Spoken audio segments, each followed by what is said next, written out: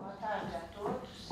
Em primeiro lugar, quero cumprimentar o Arquivo do Estado, o corpo funcional de pesquisa e administrativo, tanto pelo magnífico acervo hoje disponibilizado para nós, os pesquisadores, estudantes, mas principalmente pela realização deste evento, que mais do que comemorar os 250 anos do governo do Morgado de Matheus em São Paulo, nos possibilita refletir sobre a história de São Paulo e espero que nos permita também novos encontros, na medida em que as questões aqui colocadas, mais do que fechar uma questão, um problema, elas abrem perspectivas de discussão e de novas investigações. Na verdade, é por aqui? Você troca. A partir do tema que também me foi sugerido, eu centrei minhas preocupações em levantar alguns trabalhos que têm levado a novas interpretações, da história econômica de São Paulo no período colonial. Tal qual o professor Jobson fez referência como especialista em história colonial, história econômica colonial, esse também é principalmente o meu campo.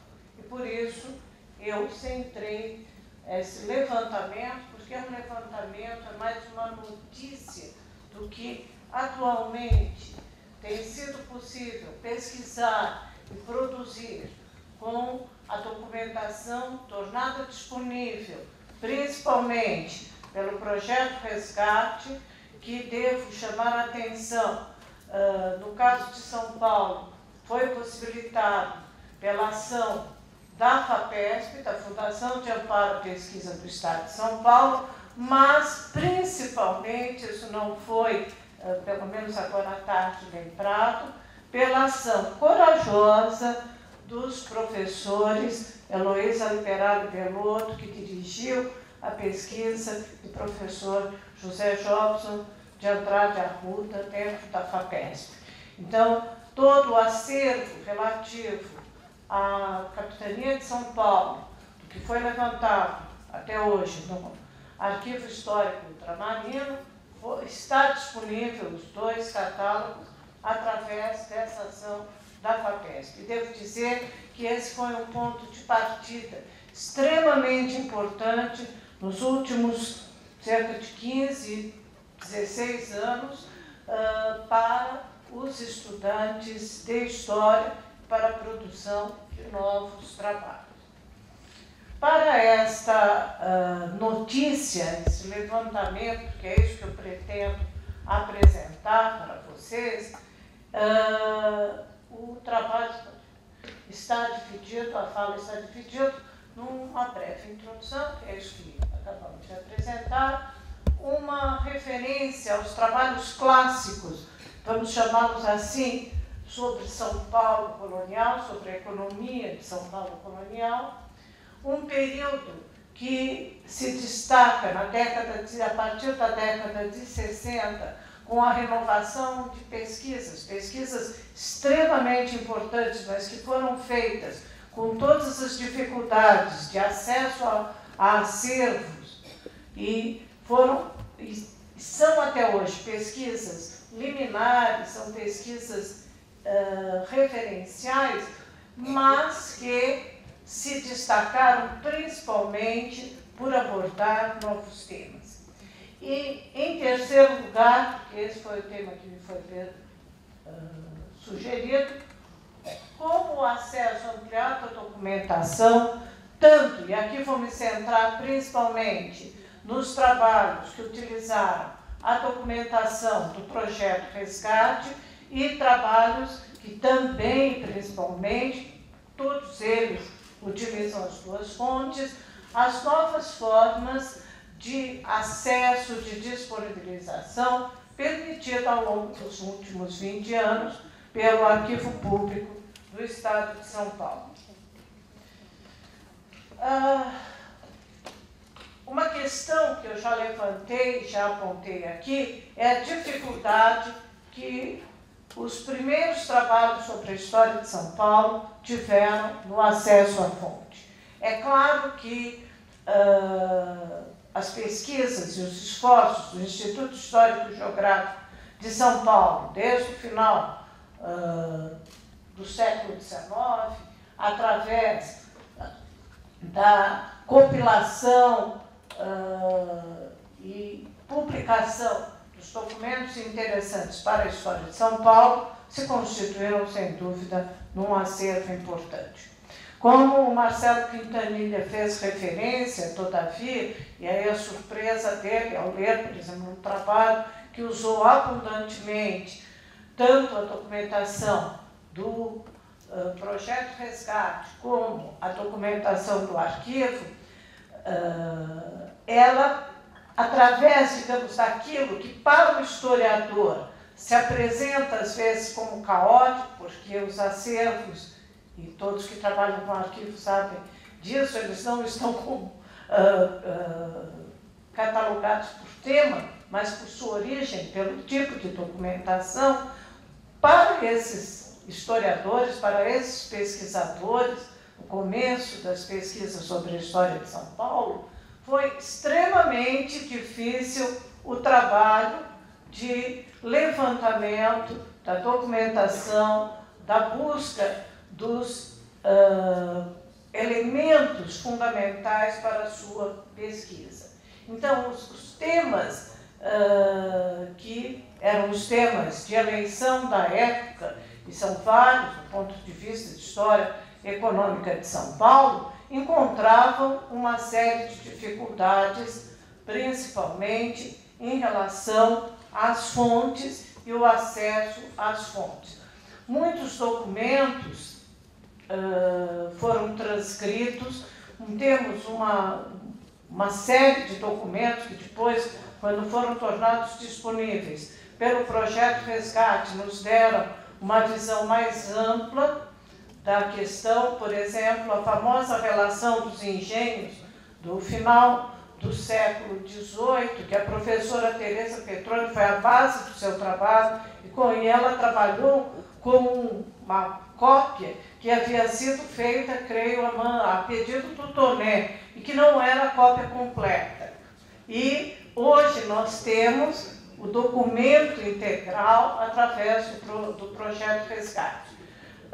Não alterou demais o resultado, por exemplo, da pesquisa e do trabalho pioneiro da professora Teresa Petroni sobre a lavoura canavieira em São Paulo. Não foi alterado, não podemos dizer que ele foi alterado, que suas conclusões foram alteradas pela nova documentação, mas eu imagino a dificuldade de chegar a certos resultados com a precariedade da documentação. Então, este é um elemento que eu já antecipo, que é uma vantagem do historiador hoje, principalmente dos nossos pesquisadores, estudantes, mais ou menos por volta de 15 anos para cá, eu não me lembro a data correta que eu recebi, apesar de que foi 92, né?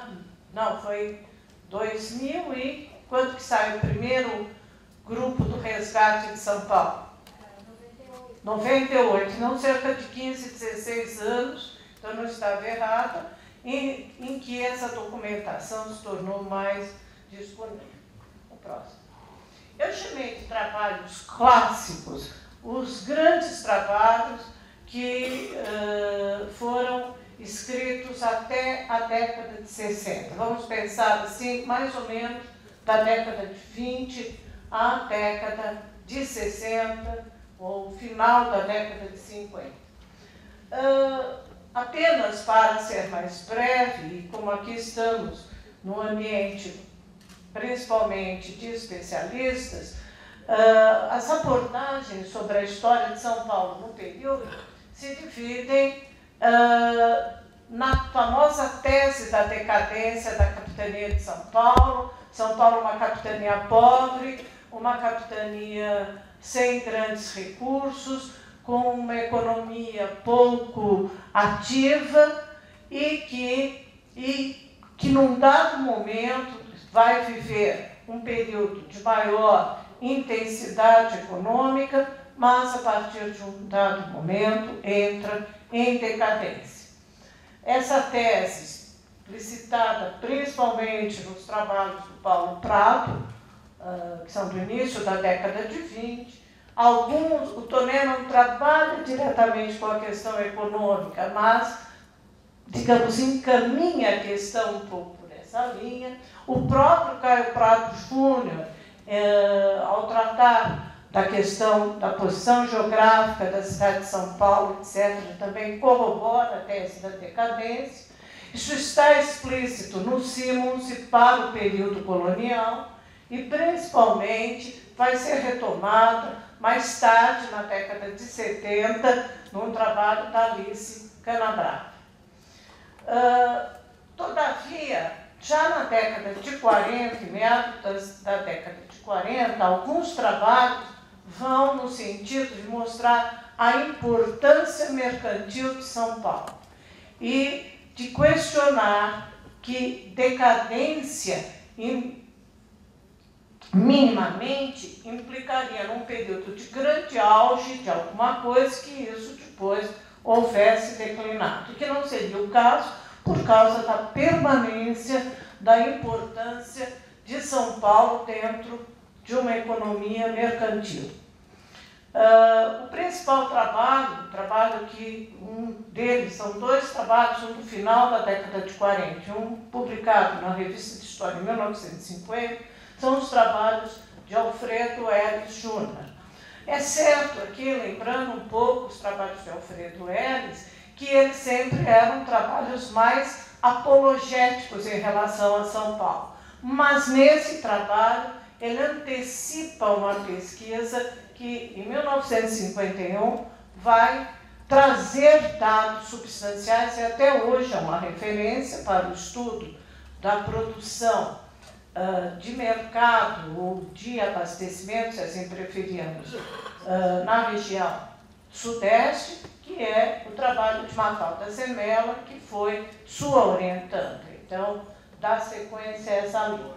Os trabalhos de Sérgio Buarque de Holanda, ao se centrarem, ao focarem principalmente a questão da dinâmica interna da colonização, também apontaram já esse vigor, esse movimento da economia mercantil de São Paulo, com destaque do trabalho que Movimentos de População de São Paulo, que é publicado no número 1 da revista do Instituto de Estudos Brasileiros, ao final da década de 60. Então, isso para termos um panorama de quais são os problemas. E esses trabalhos todos, com essa dificuldade em acesso às fontes, trabalhos no geral, aqueles que, inclusive os que vou falar agora em seguida, que são trabalhos de doutoramento, que demandaram principalmente o que até 20 anos atrás também era muito difícil, que era a pesquisa nos arquivos portugueses. O que vai acontecer é que o sistema e o interesse pelas pesquisas em história, os primeiros trabalhos de pós-graduação, de doutorado, defendidos, e aqui eu estou me centrando principalmente nos trabalhos da Universidade de São Paulo, defendidos a partir da década de 60, eles vão, então, trazer elementos de renovação de pesquisa. São trabalhos que são defendidos, são preparados e defendidos a partir da segunda metade da década de 60. Por uma questão, inclusive, cronológica, o primeiro trabalho que traz um novo perfil, que nos dá um novo perfil da situação da capitania de São Paulo a partir do último quartel do século XVIII, é o de Maria Luísa Marcilli, trabalho defendido na França em 1967, e que nos dá, então, o perfil de uma população que em nada apontava uma situação de decadência. Há crescimento populacional, há vigor populacional, é um trabalho bastante importante por ter corroborado a tese da importância do crescimento, da significação de uma mínima, vamos dizer, claro, significação da capitania, mas muito longe da decadência. Em 68 é defendido o trabalho da professora Maria Tereza Schorer Petroni sobre a lavoura canavieira em São Paulo, um trabalho que abre a perspectiva de pensarmos não exatamente a situação total da capitania, mas o resultado do trabalho dos governadores, que havia se inaugurado em 1765, com a chegada do Morgado de Mateus, que é a implantação de uma economia de exportação,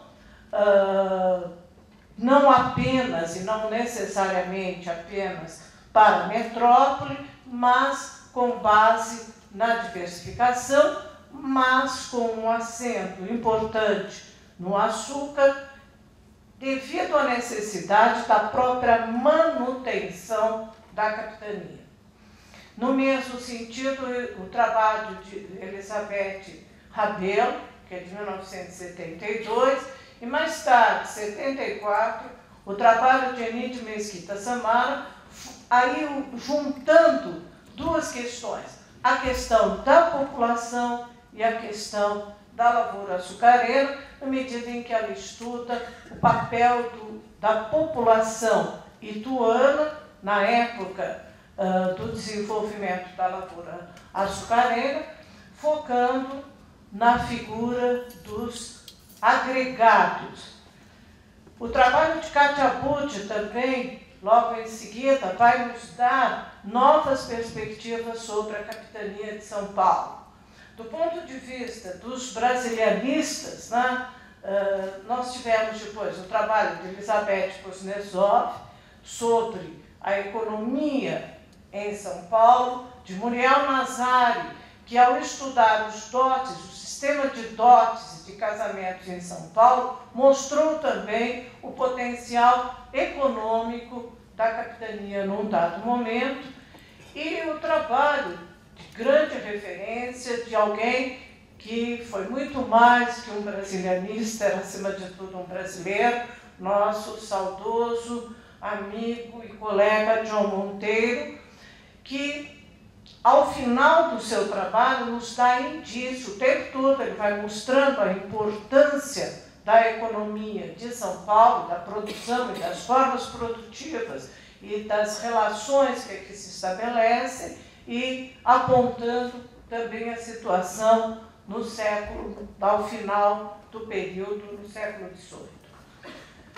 Um trabalho também de importância, também orientado pela professora Maria Luísa Marcilli, e são os trabalhos, na verdade não são um, são os dois trabalhos do professor Carlos de Almeida Prado Bacelar, que hoje esteve aqui pela manhã, na abertura, e que estudaram elementos da história da população e da economia em São Paulo. E, finalmente, um trabalho que, de uma certa maneira, parte de todos esses trabalhos, um trabalho que eu pude acompanhar a elaboração também de uma querida e saudosa colega, Ilana Play, ao estudar justamente o período que antecede a formação da própria capitania, o período anterior, final do século XVII e começo do XIX, nos mostrando essas teias de contatos mercantis, todo esse movimento mercantil e que inspirou, sem dúvida, trabalhos mais recentes. O que interessa, o que me foi pedido um pouco, fosse levantar como que o acesso ampliado à documentação levou a alguns trabalhos atuais, a alguns temas e algumas possibilidades. E aqui um testemunho muito particular. No momento em que eu recebi do professor Jobson um conjunto ainda dos dois catálogos do Projeto Resgate, a série completa dos discos, antes de sair todo o projeto, então, de São Paulo, e com uma incumbência. O professor Jobson, além de ser um grande referencial que vocês conhecem, eu tive a honra e tenho a honra de ser sua orientanda. E, de uma certa maneira, naquele momento, eu estava na coordenação da pós-graduação, ele me entregou esses discos, esses CDs, e me fez uma observação que era quase uma ordem, era uma sugestão, mas era um pouco mais que uma sugestão. Dizendo, olha, há todo esse material é extremamente importante, a FAPESP investiu esforços muito grandes e a qualidade do Projeto Resgate de São Paulo, para quem conhece o conjunto todo, nós sabemos que a qualidade do material que foi feito para São Paulo é excepcional, de fácil consulta, inclusive. E seria interessante que estimulássemos os alunos a fazerem pesquisas sobre São Paulo com o uso desse material. É claro que assim que eu peguei o material, instalei no meu computador, fui fazer uma busca. E é claro, como o professor Jobson chamou a atenção, minha especialidade é açúcar, eu digitei lá a primeira palavra, açúcar. E o documento que me veio imediatamente é a famosa relação dos engenhos do final do século XVIII, e que nos dá um quadro geral, conjunto com outras tabelas e outras relações, nos dá um quadro muito mais ampliado da economia açucareira em São Paulo naquele momento. Isso foi por volta de 2002, estávamos reorganizando, instalando a Cátedra Jaime Cortesão na Faculdade de Filosofia, reinstalando, ela vinha do Instituto de Estudos Avançados para a Faculdade de Filosofia, e eu estava formando com meus alunos de graduação grupos de pesquisa, alunos que queriam estudar paleografia, alguma coisa, falaram, olha, temos aqui algumas coisas. E aí eu tinha um aluno que estava naquela altura, acho que no terceiro ano do curso de História, e que queria, de qualquer jeito, fazer um projeto de iniciação científica. Já tínhamos tentado algumas coisas, falou, olha, achei essa relação. Começamos a trabalhar, ele se interessou, foi fazer cursos no IEB de paleografia, foi feliz, foi ver aquilo, e começamos então a trabalhar com vários alunos do primeiro e do segundo ano para fazer pesquisas com o material do Projeto Resgate. Esse aluno é o Pablo, que vai me suceder aqui, vai falar da sua pesquisa. E esse grupo de alunos deu origem a estudos de vários governadores. Na altura, nós fizemos toda a série dos governadores, um deles só chegou a ser um mestrado, que é o trabalho de Lorena Leite sobre o Bernardo José de Lorena, defendido sob orientação da professora Raquel Flores. Mas, nesse momento, então, a partir de 2002, houve essa possibilidade de estimular trabalhos de iniciação científica, e aí que depois se encaminharam para o mestrado, com base na documentação do Projeto Resgate. É claro que a partir do resgate aí ficou também mais fácil buscar certos temas e certos documentos no próprio Arquivo do Estado, que naquela altura, cerca de 12, 13 anos atrás, já estava bem mais aparelhado com o seu corpo funcional e que amparou esses projetos de pesquisa. O primeiro trabalho nessa série de trabalhos que eu vou chamar a atenção, são trabalhos defendidos na pós-graduação em História na Universidade de São Paulo, na área de História Econômica, com exceção do trabalho do Ricardo Felipe de Carmo, que defendeu na área de História Social, mas sob orientação do Carlos Bacelar, mas é um trabalho de História Econômica. Foi o trabalho de Lucas Giannone Soares sobre a presença dos homens livres pobres na sociedade colonial da América Portuguesa. E ele estudou essa temática no governo do Morgado de Mateus. Uma das preocupações do Morgado, desde que ele chega a Santos, onde vai permanecer 2 anos, é com a produção de abastecimento e produção para exportar para o Rio, para as tropas, etc.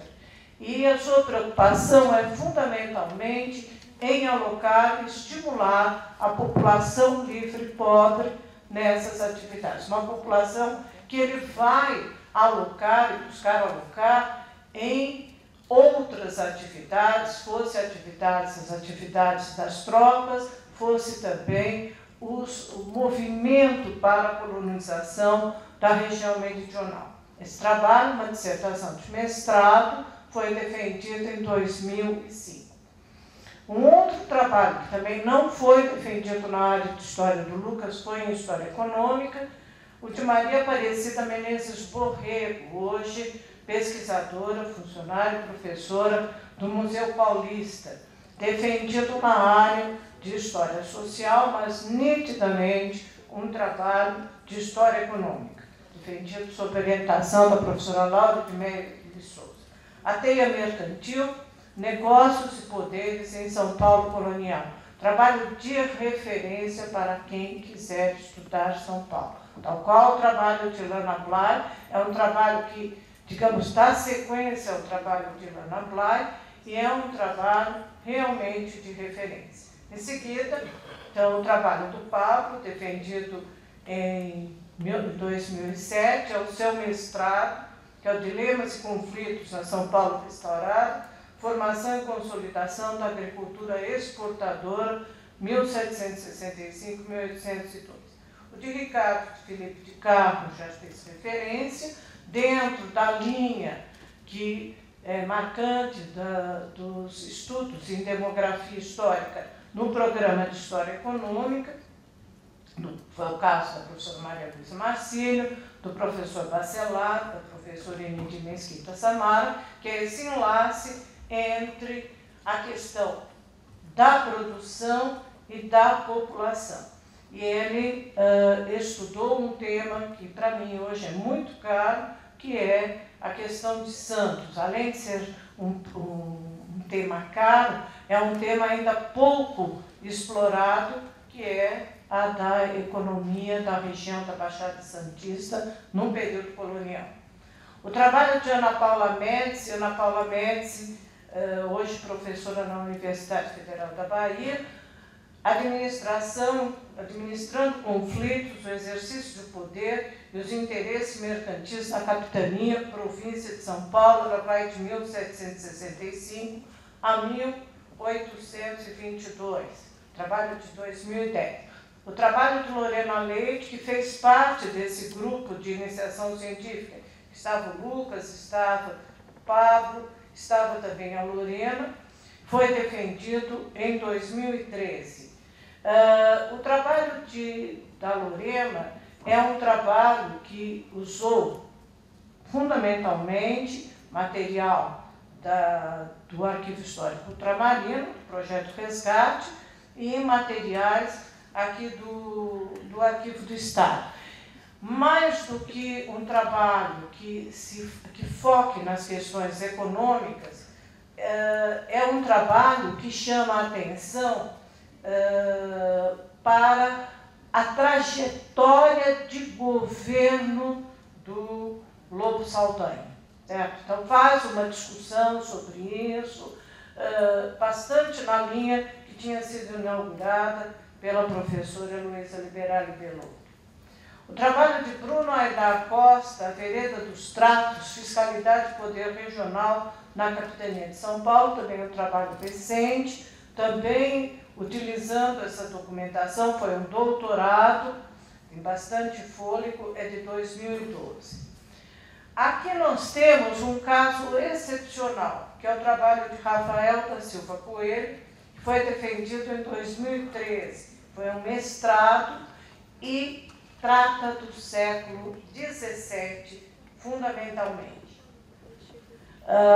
São bastante raros ainda os trabalhos sobre a economia de São Paulo no século XVII. É um desafio, eu vou chamar a atenção sobre isso, para os estudiosos da economia de São Paulo. O trabalho de Ronaldo Capelli, defendido agora em fevereiro de 2015, também na mesma linha do trabalho da Lorena Leite, e trata do governo do Bernardo José de Lorena, mas aqui com mais ênfase nos aspectos econômicos e na questão da viabilidade da economia açucareira em São Paulo. Para finalizar, eu chamo a atenção a dois trabalhos ainda em andamento. Quer dizer, isso é o que nós temos hoje no nosso programa e utilizando a documentação. O trabalho de Gilvan Leite de Oliveira, A Todo Pano, Contribuição para o Estudo do Processo de Consolidação do Porto de Santos como via marítima da Capitania de São Paulo. Como o professor Jobson chamou a atenção, o Porto de Santos não era a principal via, era muito pequena a exportação pelo Porto de Santos. Eu me lembro, e a Heloísa conhece melhor do que eu, o Pablo também, a famosa carta que o Morgado de Mateus escreve, logo pouco tempo depois de chegar aqui, ao Marquês de Pombal, dando notícia dos seus esforços para exportar mercadorias de São Paulo. E ele diz, então, que já tinha entrado em contato com um comandante de navio que parara no Porto de Santos e que se comprometera a carregar as mercadorias desde que elas estivessem disponíveis no trapiche. E as mercadorias que ele, naquele momento, oferece, né, e vai buscar viabilizar, nós estamos até lembrando, justamente anil e cochonilha, né, eram as duas mercadorias que ele já tinha feito um trato, isso por volta de 1766, 67, eu não me lembro bem a data desse documento. Dentro dessa perspectiva e no nosso ambiente de trabalho, dentro dos nossos grupos de pesquisa, lá no departamento, principalmente dentro da cátedra, a convivência, esse tipo de discussão, ela não se dá apenas, digamos, dentro das salas de aula, dentro de uma sala de aula, ou, digamos, dentro de seminários. Muitas vezes, na conversa, nos contatos, na oitiva de um professor conversando com o seu aluno, se dá. E, sem dúvida nenhuma, isso acabou inspirando um aluno do nosso curso, que pretendia se inscrever no nosso curso, ouvindo certas discussões, essas que vocês ouviram aqui do professor Jobson, principalmente a questão do novo padrão de colonização, da questão da diversificação da produção, que é o trabalho também agora em andamento do Marcos Volpini Micheli, diversificação da produção agrícola no Império Colonial Português, um estudo sobre São Paulo, e que se inicia em 1765 e vai mais ou menos por volta de 1830, e aí, justamente inspirado, aí eu passei a ele uma cópia que eu tinha desse trabalho que o professor Jobson fez referência, que é o Elo Perdido, a Economia Brasileira, 1780 e 1830, e que foi apresentado, se não me engano, pela primeira vez no Congresso de História Econômica, lá na Faculdade de Economia, em 1963, não é? Se não me falha a memória. Eu tinha uma cópia e, então, esse aluno está iniciando suas discussões sobre isso. Fazendo um breve levantamento, quais são os principais temas que são discutidos? População e mão de obra, esse é um tema recorrente em alguns trabalhos. É o caso dos trabalhos sob orientação do Bacelar, é o caso do trabalho do Lucas Janone Soares, mas que estão ponteados em diversos desses trabalhos. A questão dos conflitos de jurisdição que aparecem na implementação do governo da capitania, principalmente entre 1765 até o período da independência, também é um tema recorrente. Ele aparece também já no trabalho da Maria Aparecida Borrego, e ele nos levanta, sem dúvida, novas questões. Quer dizer, decadência propriamente, quer dizer, teria sido só a questão da diminuição da importância econômica da capitania, que levou em 1748 à perda da categoria de capitania e à submissão da capitania de São Paulo à jurisdição do Rio de Janeiro, ou havia outros motivos, havia questões políticas? Isso é uma pesquisa que deveria ser feita.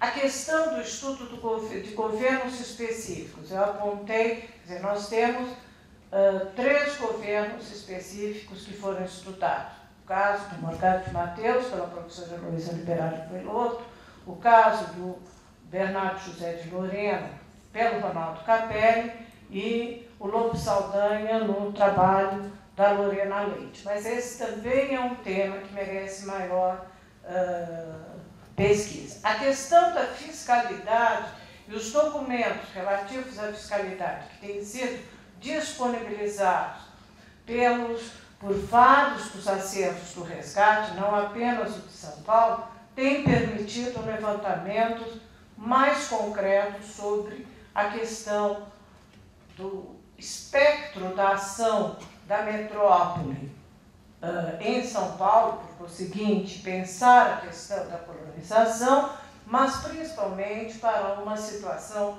mais concreta da economia de São Paulo. A questão da produção açucareira, sem dúvida, é central, aparece em todos esses trabalhos, mas também se destacam nesses trabalhos os esforços e os resultados da diversificação agrícola. A questão das elites econômicas, das elites propriamente ditas também, ainda esboçado, sem o trabalho da Maria Aparecida Borrego, digamos, mais sólido em relação aos grupos mercantis. O da Ana Paula Médici, um pouco mais difuso. E a questão dos interesses mercantis também, no geral, esboçada para o período pós-1765. Esses são os temas em estudo. Quais são as possibilidades que esse acesso ampliado à documentação, através de catálogos, microfilmes, bases digitais, quais são essas possibilidades? Acho que a grande possibilidade foi a introdução nos projetos de iniciação científica de um trato direto com a documentação. Quer dizer, é muito mais fácil hoje para um estudante, não só do nosso departamento, de todos os lugares, mas aqui em São Paulo, principalmente quem estuda em São Paulo, a vantagem de, além do acesso às bases digitais do Projeto Resgate, o acesso ao Arquivo Público do Estado de São Paulo, com as condições materiais de acesso físico à documentação e de acesso através de bases digitais. E, principalmente, isso tem permitido que mestrados, a partir dessas iniciações científicas, mestrado sobre o período colonial, o que amplia bastante o estudo. Antes nós tínhamos basicamente, nós só nos aventurávamos a estudar colônia, digamos, em nível de doutorado, no nível de doutorado, em função da possibilidade de poder ter apoio para uma viagem ao exterior. Hoje, até essa possibilidade de viagem, as bolsas, maior ou menor possibilidade econômica, permitem, mas principalmente nós temos vocações para os estudos de história colonial que antes nós não poderíamos ter. Então, em geral, isso ocorreu com muita gente que começava estudando um tema para, no seu doutorado, então, estudar o período colonial. Ou então, não estudava o período colonial em função das dificuldades e daí perdíamos uma boa vocação e um ótimo pesquisador. Para as considerações finais, chamar a atenção, pontuar algumas coisas que já ressaltei, da necessidade desse desafio que nós temos para recompor principalmente acervos do século XVI e XVII. E eu chamo a atenção aqui, conversando, hoje falei com a Norma sobre isso, como é o caso da documentação de Santos e São Vicente. O estudo de Santos e São Vicente é de extrema importância para entendermos a dinâmica econômica da capitania, ou das duas capitanias até então, Santo Amaro e São Vicente, nos séculos XVI e XVII, e entendermos melhor aquilo que hoje nós chamamos de economia de São Paulo. Todavia, a documentação colonial de Santos e São Vicente foi perdida. Incêndios, enchentes, descaso, como me fez referência a Norma, foram responsáveis por isso. Então, seria necessário um esforço de pesquisa no sentido de recompor, de buscar recompor elementos dessa história, principalmente, talvez, no Arquivo Nacional ou nos arquivos portugueses. Um outro desafio é a elaboração de catálogos de documentos do Brasil em outros arquivos, com emendas que permitam aos pesquisadores buscar esses documentos e, futuramente, o esforço para a digitalização. Por exemplo, um acervo importantíssimo, até para a história de São Paulo, é o acervo dos beneditinos, que está em Braga e que tem a documentação dos os livros de registro de contas dos beneditinos para o Brasil inteiro, principalmente para São Paulo, caso de Jundiaí, Santos, etc., onde eles tinham suas casas. Mas eles têm uma documentação magnífica. E, principalmente, se isso for possível, mesmo com a documentação mais escassa dos documentos interessantes para a história de São Paulo, com aquilo que nós temos aí pontuado, transcrito em algumas revistas, como os Anais do Museu Paulista, um incentivo às pesquisas sobre a economia de São Paulo nos séculos XVI e XVII. Muito obrigada.